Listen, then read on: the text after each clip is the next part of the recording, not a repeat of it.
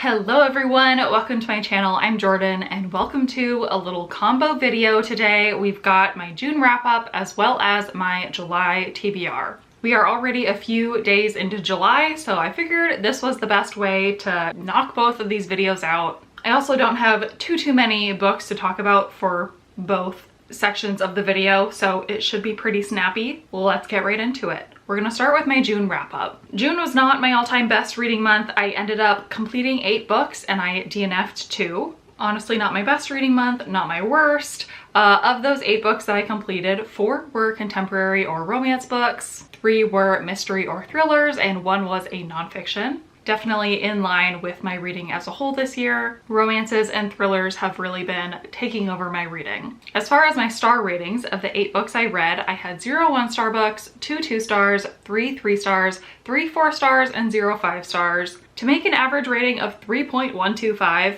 which is not great. I don't love months where I don't find a 5-star book, but what can you do sometimes? Alrighty, as far as formats of the books that I completed, 4 were ebooks that I read on my Kindle, 2 are physical books that I own physically and read primarily physically, and then 2 are books that I don't own physical copies of and I only listened to the audio version of. As far as author demographics, 3 of the books were written by male identifying authors, while 5 were written by female authors. That's a little bit more evenly split than the majority of my reading usually is. Let's talk about race of the authors that I read. 4 of the authors, or 4 of the books that I read, were written by white authors. 3 were by BIPOC authors and 1 was by an Asian author, which does mean my reading was 50% by non-white authors, which is really good. I have a goal this year of reading 40% non-white authors, and I've been falling a little bit short of that goal in previous months, so it's nice that this month I kind of got a little bit ahead of that. And then for diverse representation inside of books, 5 of the 8 books that I read had at least one form of diverse representation. That could include race, religion, disability, translated work, any of the above. So that's 63%, and that's again above my goal of 50% that I have for the entire year. And the last stat that I track every month is the publishers that published the books that I read. This month, 3 of the books were written by Penguin Random House, or imprints of Penguin Random House. 2 of the books were written by imprints of HarperCollins. So that means 5 of the 8 were by the big 5 publishers, and then 3 of the 8 books were written by independent presses or independently published. That's a stat that I don't have any goals around this year, but I do just track it for my own knowledge and because I think it's interesting. Quick plug, if you do like stats like this and or talking about reading goals, I actually just did a video over on my Patreon doing a mid-year goal check-in. I didn't set a ton of reading or content goals for myself this year, but the ones that I did set, I wanted to see how I'm doing. So I filmed myself watching that goals video over again, going through my channel and my reading and my stats to determine how I'm doing against my own numerical goals. And so if that interests you at all, that is on my lower tier over on Patreon. All right, and then let's talk about the actual books that I read in June. Most of them I did already feature in a reading vlog, which was my June ARCs reading vlog. I will go ahead and link that video if you want to hear more of my in-depth reviews of any of these books. But at a high level, the books that I read in that video, I finished 4 books and I DNF'd 2. So the ones that I finished are Stepping Off by Jordyn Sonnenblick. This is a young adult contemporary coming of age type of book. I gave it 2 stars. Then I read What Fire Brings by Rachel Housel Hall, which is a mystery thriller that I gave 3 stars. Then I read One of Our Kind by Nicola Yoon, which is an adult mystery thriller that is getting a lot of buzz around the online book community. I gave it 2 stars and I still pretty much stand by everything I said in that video. I've just been seeing more of what I saw when I posted that video and when I was talking about what I was talking about. So definitely an interesting book, a pretty buzzy book this year, not for the best reasons. And then the last book that I finished in that video is The Next Mrs. Parrish by Liv Constantine, which is an adult mystery thriller. It's actually the sequel to another book, and I surprisingly gave that book 4 stars. And if you watched that video or have seen my rating for the first book in the series, you'll know why that's surprising. The 2 books that I DNF'd in that video are Lies Make Perfect by Ellie Banks and The Midnight Feast by Lucy Foley. Both, again, adult mystery thrillers that I did not enjoy, and I give more details in that video. In case you want more details about why specifically I DNF'd those books, definitely go check that out. I did also read one other NetGalley arc, one other ebook, and that is because I started getting ahead on my July arcs. I know, who is she? But that means I don't have the vlog out yet for this book, but it is coming very soon. Well, as soon as I read 5 or 6 other books for the video. But the one that I did complete in June is More Days at the Murasaki Bookshop by Satoshi Yagasawa. This is a Japanese book that's been translated to English. It is also the sequel to a first book in the series called Days at the Murasaki Bookshop. These are very slow, character-driven, character-focused contemporary books that have a very somber undertone to them. This one is the continuation of the story in that first book, so hard to talk specifics about the plot, but I ended up giving it 3 stars. I will save more in-depth thoughts for that vlog, for that video to come. But overall, I generally enjoyed it. I like this series. It's very kind of comforting to read because it is about characters who own a bookshop, which what book lover doesn't love that? Then the 3 other books that I did finish in June are just books that I read for fun. 2 of them I own, 1 of them I listened to the audio version of. Let's start with that one. I listened to Deaf Utopia by Niall DeMarco, which is a nonfiction book. It's a memoir written by Niall. He is like a reality show celebrity. He's been on America's Next Top Model. He's been on Dancing with the Stars. And what's really interesting about him and his participation in those shows is that he's completely deaf. He was born deaf, and this book is all about his experience growing up deaf, and especially as he's grown into being on these reality shows, how his experiences being on these TV shows were different, obviously, from other contestants, and how he was really the first deaf contestant on at least those 2 shows, so he had to do quite a bit of adapting, working with the showrunners to make it work for him, and sometimes it did, sometimes it didn't. I mean, he's done well, he's very successful, but a really interesting lens to read about a deaf person, learn a little bit more about deaf culture from his point of view. It was definitely a really interesting memoir. I really didn't know who he was before this, but I had this book recommended to me as a great memoir. So I'm glad that I finally made time to read it or listen to it, and I gave it 4 stars. Would highly recommend it if you already know who he is and are interested in his life. Would also recommend it even if you don't know who he is, like me, and are just interested in diverse perspectives and are interested in reading about the life of a deaf reality TV star. All right, the second to last book that I read in June was actually one of the first books I read in June, and I'm so excited that I finally got to this series. I read Love Redesigned by Lauren Asher. This is the author of the Fine Print series, which is an adult contemporary romance. I enjoyed pretty much that entire series, and this is the start of a new series. The series name is Lakefront Billionaires. So this book is about this guy who is a billionaire who lives in this small town, and he's like a developer. So he's developing all these houses. There is a cool map at the beginning of this story that shows where everything is in this town, including the lake, giving the name to Lakefront Billionaires. And it's about his romance with this other main character who is a woman who's also a very successful woman. She is actually an interior designer, and she was off having a successful reality TV show about being a designer when some things in her personal life start to crumble, so she comes back home. This is the hometown of both of these main characters. They've known each other for pretty much all their lives. They had a bit of a falling out type situation, and this is them kind of rekindling that now that they're both back in this small town. It is kind of fun. I'm not typically a small town romance type of person, but something about this book did that well. Maybe it's because they're both fairly wealthy, so it was a little bit of a different perspective, but it was fun because like their moms are best friends and their siblings and other family members, and just a lot of people know each other, and this couple had a lot of people ultimately rooting for them to be together. So I liked reading that. Was this a life-changing book for me personally? Unfortunately, no. I did really enjoy it, but it's also like over 500 pages long, which I just think is too long for a romance. At some point for me, it's like, are you together or are you not? Just make up your mind. And also these characters' problems, because they are both wealthy and privileged, they're not super high stakes or overly emotional or anything. Not that there's not some hard-hitting topics in here, there definitely are, but nothing that made me fall, you know, head over heels in love with either of these characters or really rooting for this romance against all odds or anything. It was pretty clear that they're pretty destined to be together. So I enjoyed reading it. I gave it 3 stars and I will continue in the series. I think the second book actually just came out really recently, so I'll have to get my hands on that and hopefully read it a little bit more quickly than I read this first one. Well, not the amount of time it took me to read it, but the time between acquiring it and actually reading it. All right, and then the final book that I read in June is Loathe to Love You by Ali Hazelwood.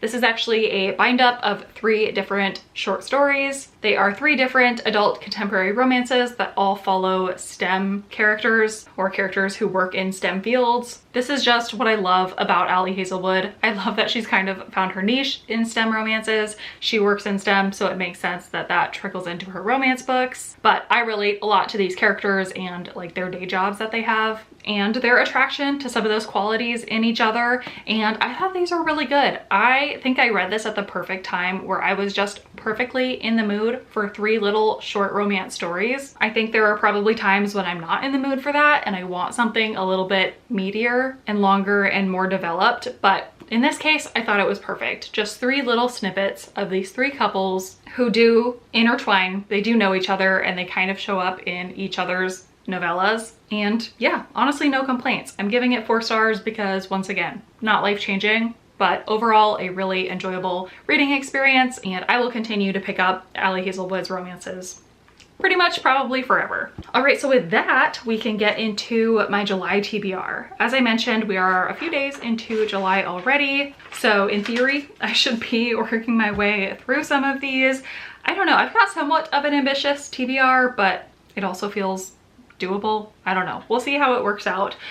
So the first thing I will be focusing on in July is Summerween, which is a week-long readathon that starts on July 5th and goes through July 11th. And I'm gonna take that week to focus on the books that I'm reading for book clubs this month, because coincidentally, I am co-hosting 2 different book clubs happening in July. I'm very excited about it. The first one is one of my best book friends, Jessie, over at Reading with Jess. She's got her book club called Sleep When I'm Dead Book Club. And in July, we are reading Middle of the Night by Riley Sager. And I'm so excited because I'm gonna talk about it with the Fab Five, me, Jessie, Gwen, Lena, and Summer. We're gonna do a live show on Sunday, July 29th. Let me double check that. Monday, July 29th at 8 p.m. Eastern time. We will be live on Jessie's channel talking about this book. I don't have a physical copy yet, but I do have the audio version. So I would love to read it during Summerween so I can vlog a few of my thoughts. But then at the end of the month is when we will do that full in-depth discussion. The other book club that I will be co-hosting is hosted by my friend Elise over at her channel, Literally Elise. She started a new book club focused on sci-fi books that she is calling the Libronauts Book Club, which I love that. As you know, I really enjoy sci-fi books. I enjoy discussing sci-fi books. So I was really excited when she asked me to be a co-host for July. And we are reading The Last Murder at the End of the World by Stuart Turton. This is another fairly buzzy book that I've seen floating around this year. This is the author of The 7.5 Deaths of Evelyn Hardcastle, which was a kind of sci-fi murder mystery. I didn't love that one, but I am willing to give this author another chance. And I've seen a lot of really wildly different mixed reviews for this book. So I'm interested to find out where I land and where Elise lands and where our discussion goes. I believe this is also somewhat of a sci-fi murder mystery set at the end of the world. I don't know much more than that, but I'm excited to dive in. And once again, like I said, we'll be trying to read this in that week of Summerween so that I can include some initial thoughts in that vlog. And then the live show with Elise to discuss this book is happening on Wednesday, July 31st, very last day of the month, over on Elise's channel at 7 p.m. Eastern time. So mark your calendars for both of those live shows, get those books into your hands, whatever format you like to read them, and let's talk about some books at the end of this month. All right, so aside from Summerween and my book club books for the month, let's talk about my other reading plans. So first things first, I already mentioned my July ARCs vlog, which is in progress. I do have 7 ARCs that are gonna go into that video. One I did already read in June, which leaves 6 left. What are the other 6 books, you ask? Let me remind myself.